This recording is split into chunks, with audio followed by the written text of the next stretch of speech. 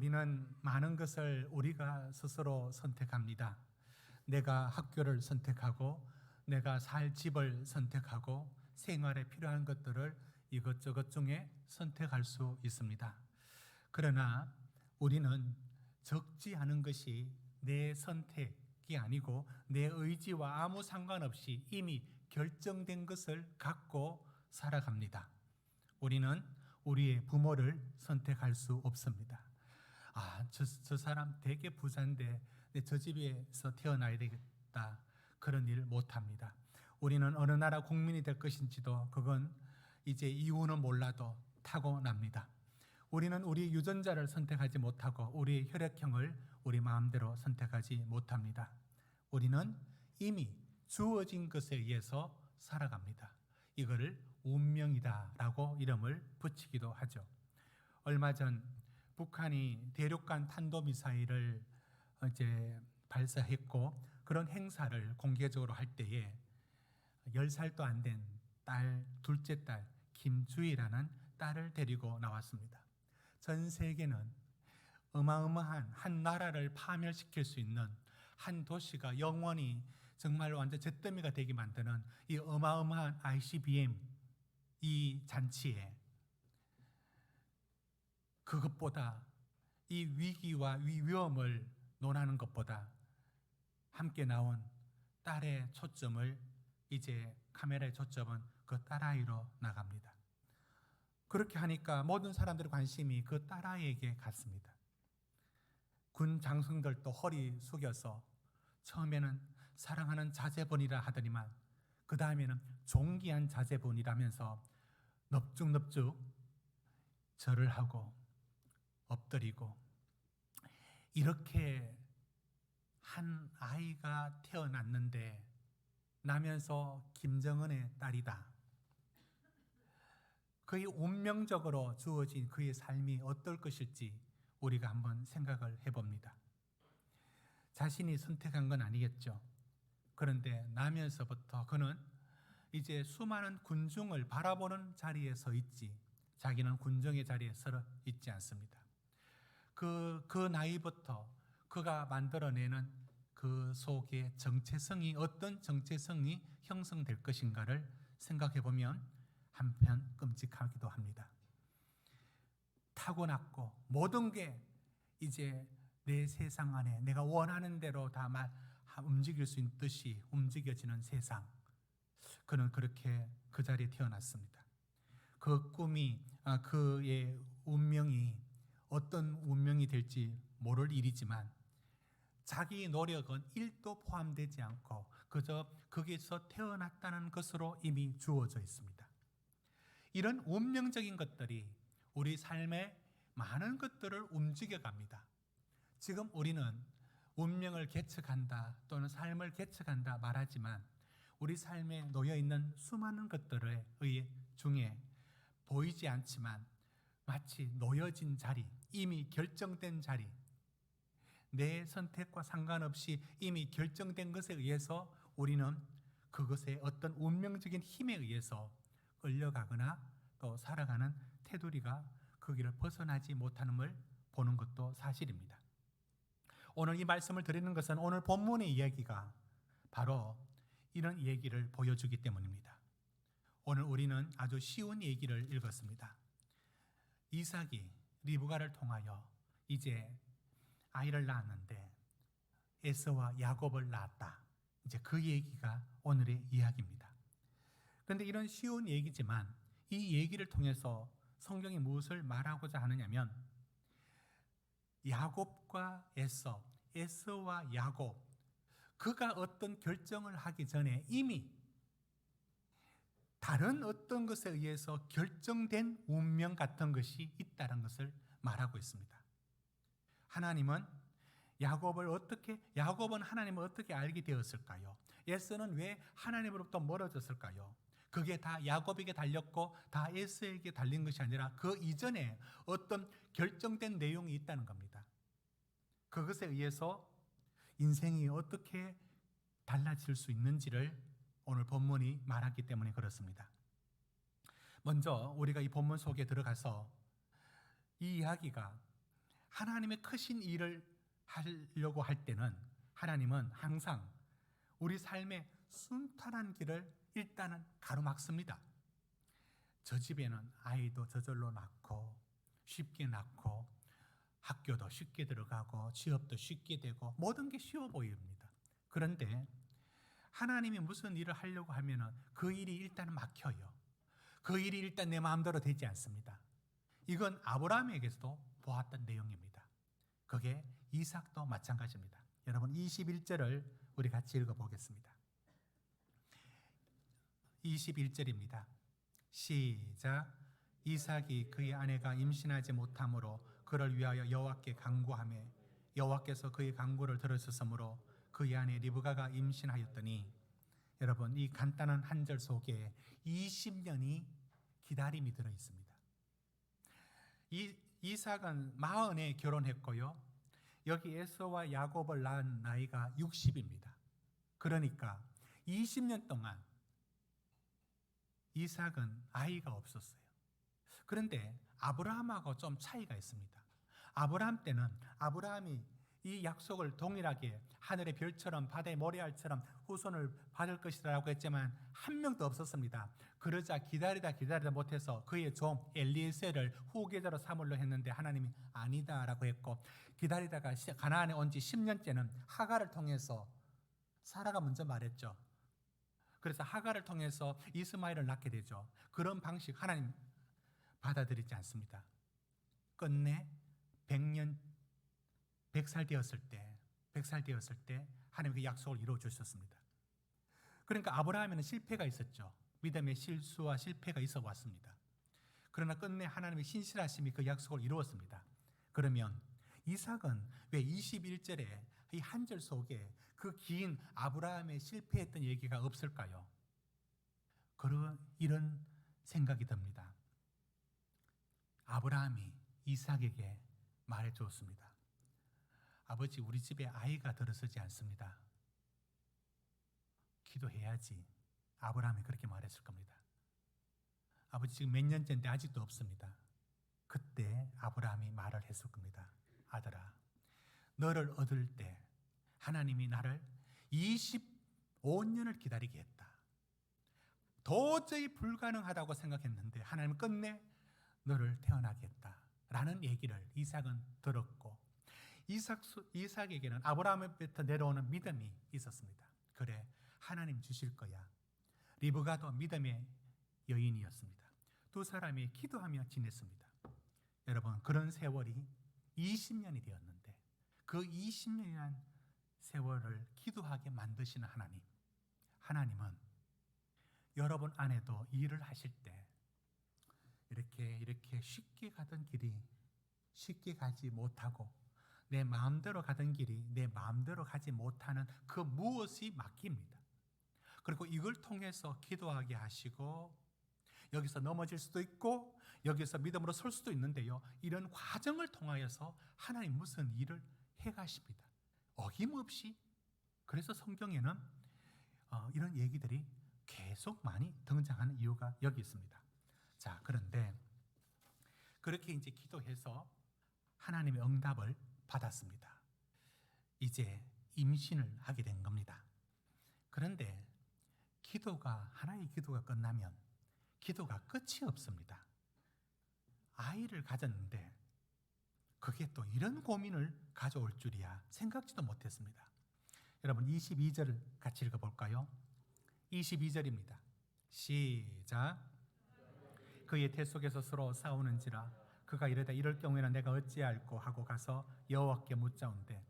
아니, 리브가가 기도 중에 아이를 가졌을 때 너무 행복하고 너무 놀라고 이삭하고 얼마나 행복했겠습니까? 20년 만에.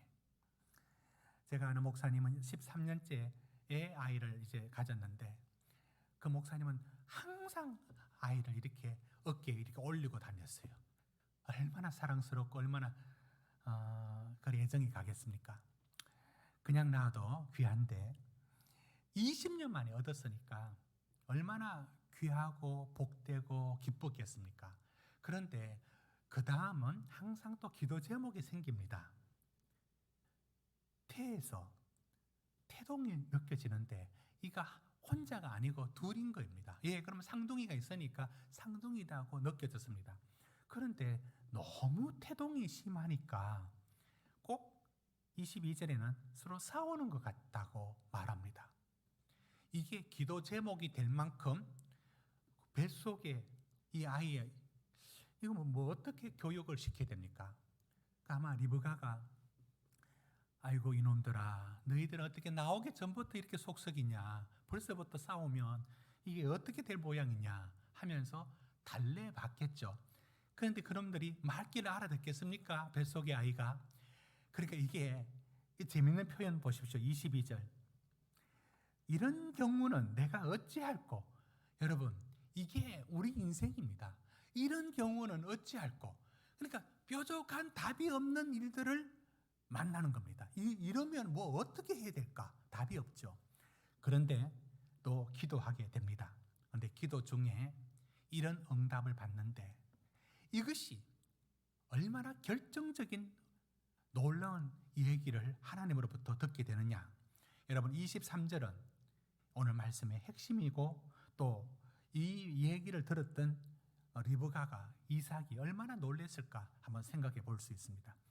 자, 이런 제목의 기도를 하고 있을 때 하나님 주신 응답 23절입니다.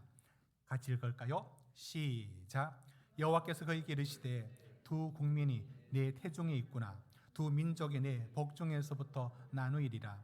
이 족속이 저 족속보다 강하겠고 큰 자가. 여러분 이 말을 들었던 리브가는 그 마음에 크게 놀랐을 겁니다. 특히 큰 자가 작은 자를 섬기리라. 마지가 있고 이제 차자가 있지 않습니까? 그런데 그 순서가 바뀔 거라고 하는 얘기입니다. 높은 자가 낮아지고 낮은 자가 높아지고 먼저 된 자가 나중되고 나중된 자가 먼저 된다는 것처럼 먼저 된 형이 동생하고 순서가 오히려 더 낮아지고 섬기게 될 것이다 라고 하는 이 얘기 속에 뜻을 다 알지는 못했지만 이 얘기는 리브가에게는 언제나 그 머릿속에 남아 있습니다. 세월이 흘러갑니다. 여러분 26절하고 27절 사이에는 30-40년이라는 세월이 흘러갑니다.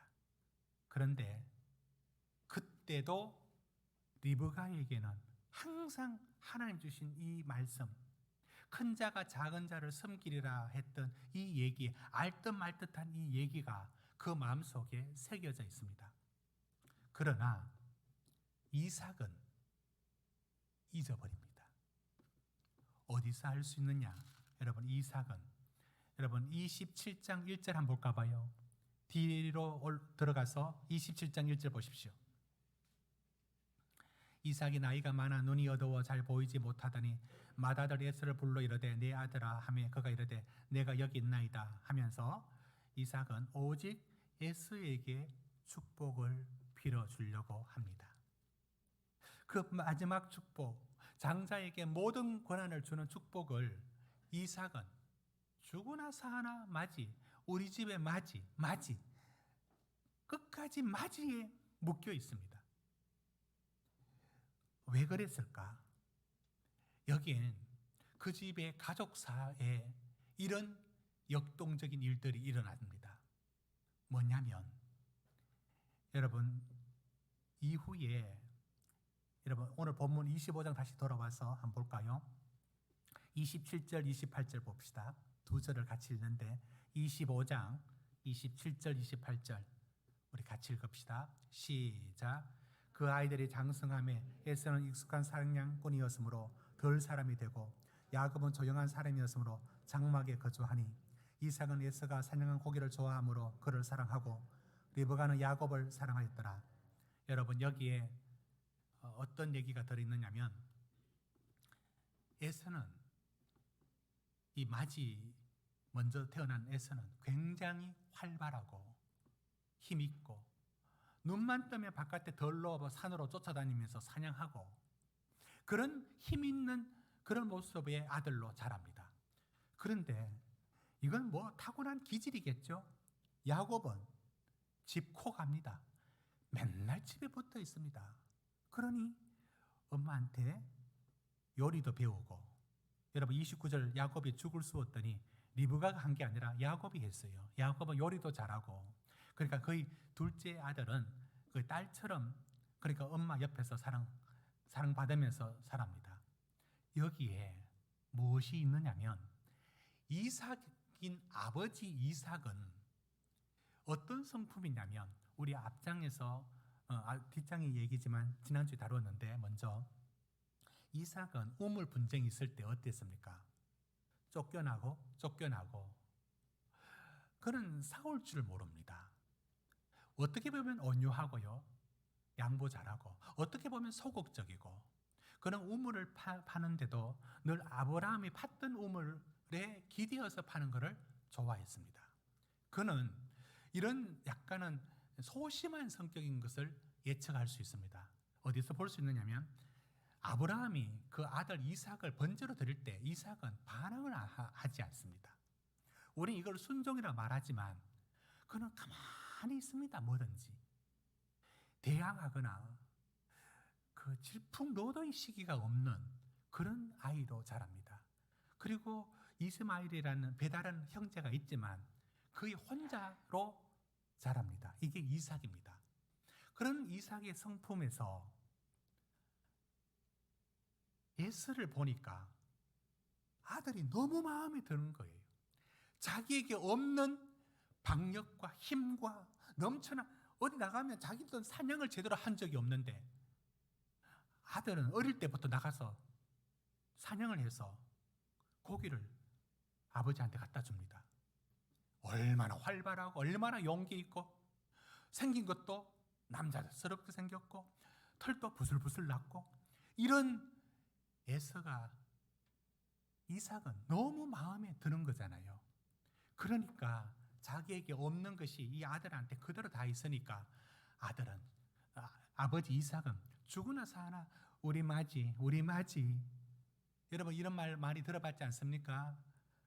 여러분 가정에는 이런 맞이 찾는 윗대 어르신들 안 계셨습니까? 맞이. 이게 바로 이삭이었습니다. 우리 맞이뿐이다. 그런데 리브가의 생각은 달라요. 리브가에게는 기도 중에 받은 응답이 선명하게 그 속에 남아있고, 이삭은 그걸 잊어버립니다. 그런데 리브가에게는 큰 자가 작은 자를 섬기리라, 순서가 바뀌고 축복이 다른 데로 넘어갈 것이다라는 이 알지도 못하는 이 애매한 계시가 그 속에 언제나 살아있습니다. 리브가는요 굉장히 활발한 여인인 것을 우리가 앞서 말씀 나눌 때 들었지 않습니까? 여러분 리브가의 성격이 어떠했습니까? 그가 아브라함이 종이 왔을 때 우물에서 이제 물을 달라니까 바로 물동이를 내려놓고 물을 줍니다. 그러고 뒤이어서 10마리 낙타의 물을 다 먹이겠다라고 할 때 굉장히 대범하고 용기 있고 결단력 있고요.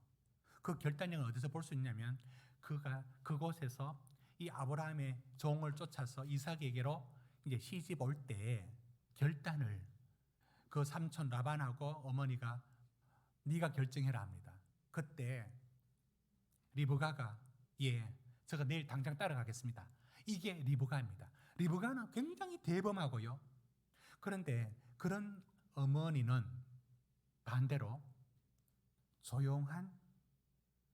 아주 조용하고 또 엄마 품에 붙어 있고 늘 다정하게 얘기하는 야곱이 사랑스러운 거예요. 그 두 사람이 또 그렇게 또 잘 통해 버립니다. 이런 관계 속에 놓여져 있었습니다. 한 가족에 이런 구조가 만들어지고 맙니다. 그런데 지금 이 이야기가 어디로 흘러가느냐면, 여러분 29절부터 이제 얘기인데요. 이제 세월이 상당히 지났습니다. 자, 이 구절 다루기 전에 그러면 태어날 때 이제 어떻게 태어나느냐? 24절부터 26절까지인데 여러분 한번 보십시오. 어떻게 태어나는가? 쌍둥이고 태어납니다. 그러니까 태어날 때 25절 보십시오. 먼저 나온 자는 붉고, 여기서 먼저 나온 자는 이게 이제 앞에 말하는 이제 큰 자가 되죠. 이제 큰 자, 먼저 나온 자는 누굽니까? 에서가 됩니다. 전혀 상둥이인데 전혀 다르게 태어납니다. 그건 이제 이렇게 태어나면서 전신이 털옷 같아서 날 때부터 얼굴이 붉고 또 털이 많은 아이로 납니다. 그리고 또 한 아이는 나오면서 어떻게 나오느냐면 형의 발꿈치를 잡고 나왔대요. 이게 그래서 이름을 어떻게 지었느냐면 첫째 나온 애가 얼굴이 붉고 털이 마르니까 여러분 아이들 보면 태어날 때부터 얼마나 다른지요.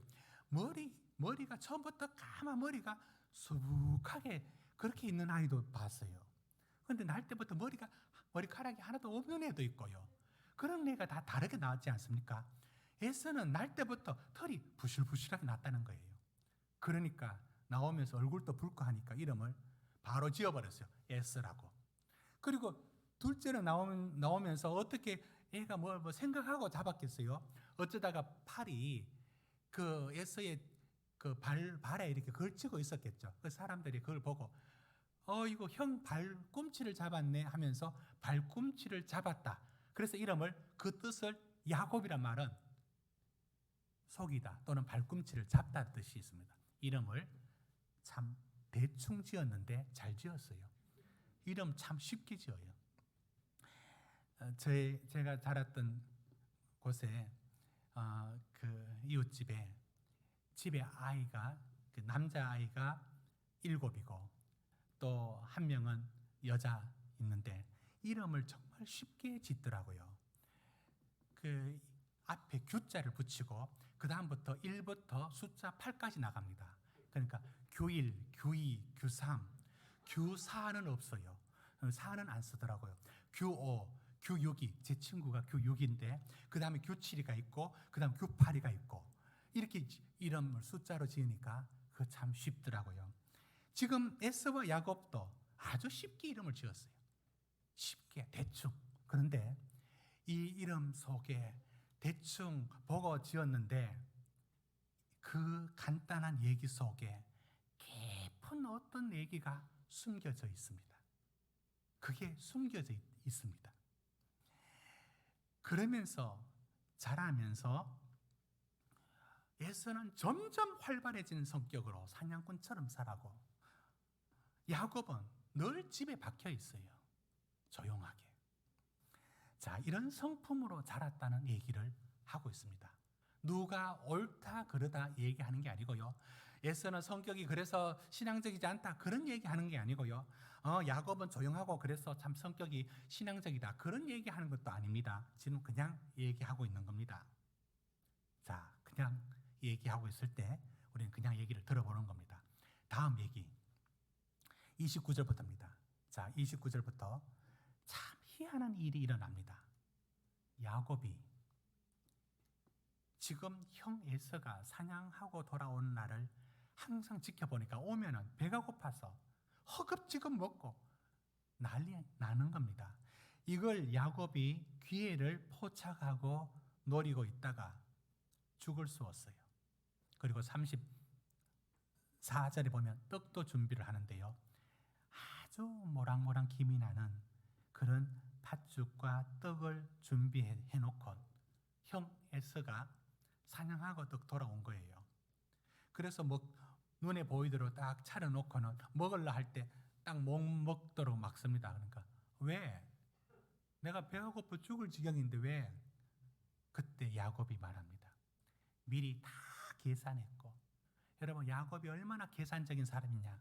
나중에 형 에서를 도망갔다가 20년 후에 만날 때에 그때도 그 형이 자기를 해코지할까 봐 자기 가진 재산을 2대 3대로 나눠가지고 앞에 먼저 보내보고 자기는 가장 뒤에 따라갑니다. 항상 계산적이고 라바 밑에서 양을 칠 때도 계산적이고 하나님 앞에 조금 뒤에 나오겠지만 하나님 앞에 그 베델에서 언약을 맺을 때도 하나님 내가 10의 1조를 드릴 테니까 당신은 내게 이런 복을 주셔야 된다라고 꼭 거래하듯이 합니다. 이게 야곱의 성격입니다. 굉장히 계산적이고 지지 않고 어떻게든지 자기 뜻을 이뤄내는데 아주 조용하면서도 아주 치밀한 성격입니다. 그런 야곱이 형 에서는 활발하고 사나이답고 그러면서 약간 덜뚱댔던 것 같습니다.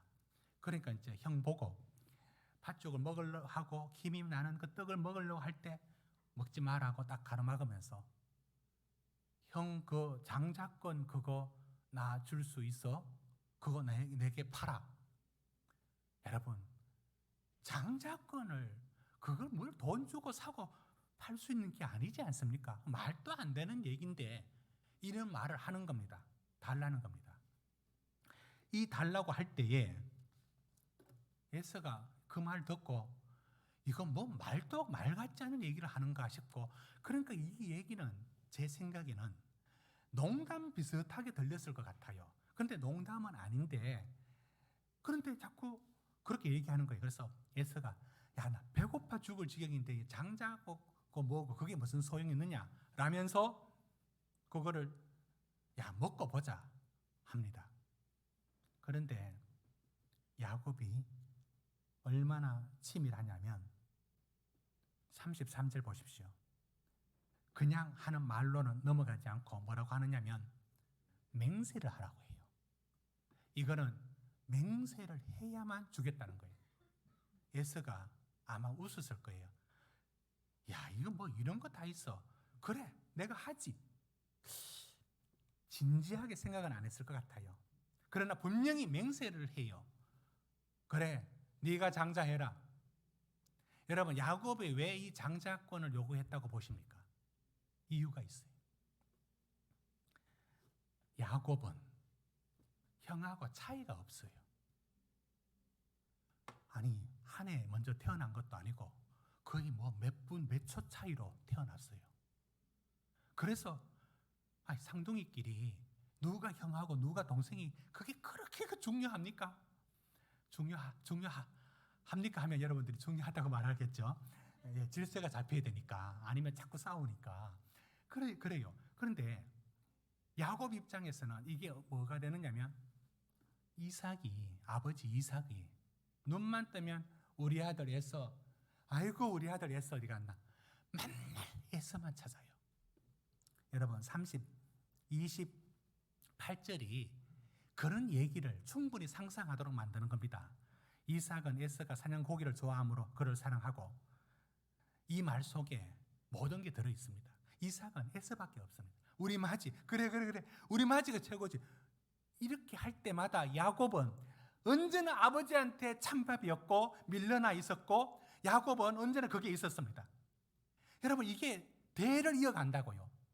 이 야곱이 보십시오. 이게 나중에 요셉만 사랑하는 거 알죠? 이 편애하는 버릇이 이게 그대로 이어받는다니까요. 가족 안에서 이렇게 물려받는, 이게 좋은 게 아니다고요. 그런데 이걸 물려받고 맙니다.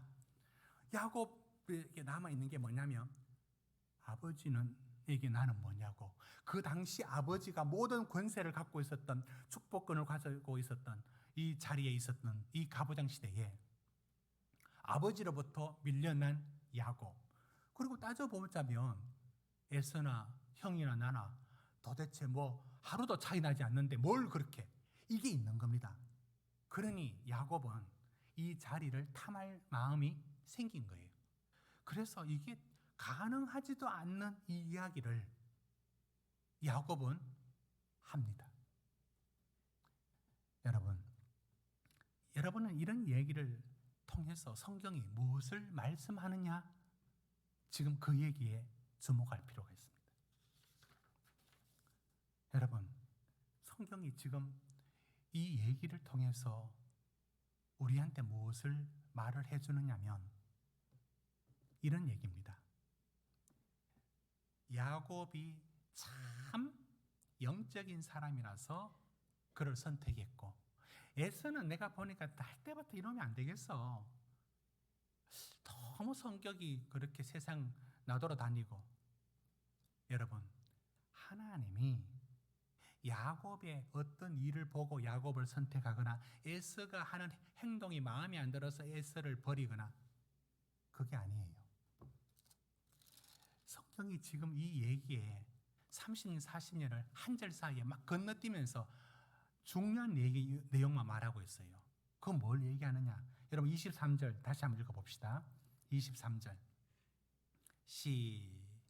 25장 23절 시작. 여호와께서 그에게 이르시되 두 국민이 내 태중에 있구나. 두 민족이 내 복중에서부터 나누이리라. 이 족속이 저 족속보다 강했고 큰 자가 어린 자를 섬기리라 하셨더라. 지금 무슨 성경이 주된 관심이 어디 있느냐면 하나님이 야곱과 에서를 태어나기도 전에 이미 결정한 내용이 있어요. 선택한 내용이 있다고요. 여러분, 쌍둥이란 말은 모든 조건이 똑같지 않습니까? 같은 부모, 같은 어머니 뱃속에. 그런데 둘이 나누어져요. 그런데 그 나누는 근거가 야곱은 괜찮고 에서는 말이야 좀 안 돼. 그게 들어갈 여지가 없어요. 그저 태어나기 전부터 벌써 결정되어 있다는 거예요. 이걸 우리는 선택교리라고 말하는데 이건 너무나 이 선택교리는 위험한 일이에요. 왜? 하나님께 선택받아서 내가 어떻게 살든지 나는 결국 구원받을 거야 라는 구원파로 흘러가 버리면 이 선택교리는 우리의 방종을 만들어내죠. 구원받을 사람은 구원받고 어차피 버림받을 사람은 내서는 뭘 해도 안 돼. 이런 식으로 나가버리면 선택교리는 얼마나 위험한 교리가 될지 모릅니다. 그런데 성경은 그럼에도 불구하고 선택교리를 말합니다. 지금 야곱과 에서에게 초점은 그래 야곱은 참 성격은 그렇지만 종교적인 사람이어서 장자의 신분을 사모했잖아. 에서는 말이야 장자의 명분을 소홀히 여겨서 그건 걸러 먹었다고 봐. 이런 식으로 보면 안 됩니다. 왜? 이미 그가 결정하기 전에 그 전에 하나님의 선택이 먼저 있었다는 거예요. 야곱을 먼저 선택하셨습니다. 그것이 형과 동생이라는 바뀌지 않는 순서까지도. 그러면 여러분들 이런 질문이 바로 떠오를 겁니다. 그럼 야곱이 잘했네? 형 팥죽으로 그 장자 거를 산 건 잘했네? 아니에요. 리브가가 이 어머니가 형 에서에게 들어갈 축복을 이삭이 거기에 맞이에게 축복하는 것을 가로채서 야곱에게 축복받도록 만든 거 잘했네? 잘한 게 아니에요. 여러분, 잘한 게 아닌데 이 일을 통하여서 결국은 야곱은 얼마나 불행한 삶을 사는지 모릅니다. 쫓겨나서 라반 밑에서 그는 가진 고생을 다하고 떠돌아다니며 살아가게 됩니다. 잘한 게 아니라고요. 그런데 놀라운 사실은 분명히 도덕적으로 문제가 있는데 잘못한 일이 맞고 불행을 자초한 게 맞는데 놀라운 사실은 그래도 하나님이 먼저 결정한 내용, 그 내용 그대로 돌아가요. 이게 이제 우리에게 갈등을 주고 혼란을 줍니다. 야곱이 여기서 에서를 속이지 않았다면 리브가가 몰래 그 복을 가르치도록 이렇게 거짓말을 하면서 위장해가지고 아버지한테 축복을 가르치는 일을 도모하지 않았다면 어떻게 됐을까? 분명히 잘못된 일이에요. 그 일이 정당화될 수는 없어요. 그러나 어찌된 일인지 몰라. 두 아이가 자라는 과정에 본인들이 선택하고 결정하기도 전에 에서는 점점 에서의 길로 쫓아갑니다. 그는 이방 여인과의 결혼하면서 점점 다른 길로 걸어갑니다. 야곱은 엄청나게 그가 이기적이고 못난 삶을 사는데 계속 못난 삶을 사는데 결국 돌아보면 하나님이 그를 놓치지 않고 끝까지 쫓아다녀요. 다 말할 수 없는 얘기 속에 오늘 본문이 우리에게 주는 것은 이겁니다. 우리의 결정 이전에 보이지 않는 하나님의 부르심과 선택이 그 인생 속에 찾아 들어온다는 얘기를, 아주 어려운 얘기를 우리에게 말해줍니다. 여러분은 이 사실을 받아들일 수 있겠습니까? 여러분은 어떻게 해서 오늘 이 자리에 예수 믿는 사람으로 남아 있습니까? 여러분의 종교성 때문에 그렇습니까? 여러분의 마음이 그래서 신앙인이 되었습니까? 오늘 우리가 이 믿음의 자리에 오기까지 무엇이 작용했다고 보십니까? 오늘 본문이 말해줍니다. 하나님의 부르심이, 하나님의 선택이 끊임없이 그 인생을 놓치지 않고 쫓아가는 게 있습니다. 우리는 그 중간에 일어나는 인간의 모든 실수와 실패와 잘못한 모든 일들이 뒤엉켜서 이 일을 혼란스럽게 보입니다. 그럼에도 불구하고 옳고 그름을 판단을 보려 하고서라도 하나님의 부르심은 철회되지 않고 그렇게 못난 야곱을 하나님은 끝까지 쫓아갑니다. 이게 하나님의 부르심이었습니다. 여러분은 오늘 이 자리에 여러분의 힘과 믿음으로 여기 왔다고 생각하십니까? 그렇죠. 지금도 당장 마음 먹으면 다음 주부터 안 나오면 되잖아요. 내 마음에 달려있는 거로 생각 들지 않습니까? 그게 그렇지가 않아요. 도망 다니면 매는 맞을지언정 끊임없이 우리 인생을 쫓아오시는, 추격해오시는 하나님의 손길이, 한번 부른 하나님의 자녀를 하나님은 포기하는 법이 없습니다. 비유하자면 진돗개처럼, 사냥개처럼 한번 물었던 그 목표물을 정했으면 뒤로 물러서지 않는 쫓아오시는 하나님, 이게 하나님의 선택의 무서움입니다. 저는 이 말씀 속에서 저의 옛날 시간들이 생각이 납니다. 제가 초등학교 때 친구들 전도로 교회에 이제 처음 나갔을 때 그 교회 다니는 시간들을 생각을 해봤습니다. 그때 이게 겨울이었습니다. 이제 친구들하고 같이 교회를 걸어서 가는데 그때 종을 쳤습니다. 첫 종과 제종 이렇게 해서 종소리를 듣고 갑니다. 근데 가는데 늘 그때 텔레비전에 재밌는 걸 뭘 했어요. 다들 그걸 보고 있다가 종을 치면 가야 되는데 친구한테 전도당한 입장에서는 빨리 교회 가야 되겠다는 말을 먼저 할 수는 없었어요. 그 무리 속에 같이 있어야 했습니다. 그런데 제 마음에는 빨리 교회 가야 되는데 라고 막 이런 마음이 드는데 아이들은 저걸 더 보고 가겠다는 거예요. 그리고 종소리 제종 치면은 그때부터 달려서 막 갑니다. 가다가도 그 얼음 있는 이렇게 강이 있는데 그쪽에도 놀다가도 가고 막 그렇게 했습니다. 근데 그때 들었던 마음에 빨리 주님의 성전에 가고 싶은 마음들이 마구 일어났는데 말을 못했어요. 그걸 네가 뭐 언제부터 교회 다녔다고 네가 먼저 가자 그 말을 할 수가 없었어요.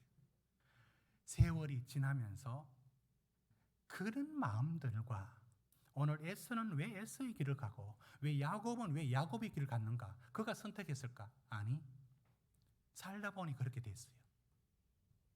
저도 우리 성도님들도 살다 보니 우리 속에 끊임없는 그 무엇이 하나님을 찾게 만들었고 하나님을 사모하게 했고 그게 우리의 종교성이거나 우리의 노력 아무 상관없습니다. 설명할 수 없는 그 무엇이 우리 인생 속에 끊임없이 우리를 이끌어가는 무엇이 있어 왔습니다. 지금도 하나님이 오늘 또 우리 사랑하는 성도들의 삶을 하나님의 부르심이 얼마나 놀라우냐면 결코 포기하지 않습니다. 우리는 실패하고 싶어도 실패할 수 없는 그 최종 지점이 하나님의 손에 이미 결정난 그 장애의 길을 우리는 걷고 있습니다. 여러분의 저가 걷는 이 길이 아무것도 아니고 그저 내 손에 달린 것 같지만 보이지 않는 하나님의 선택과 부르심이 우리 삶을 움직이고 있다는 걸 여러분은 고백할 수가 있겠습니까? 기도하시겠습니다.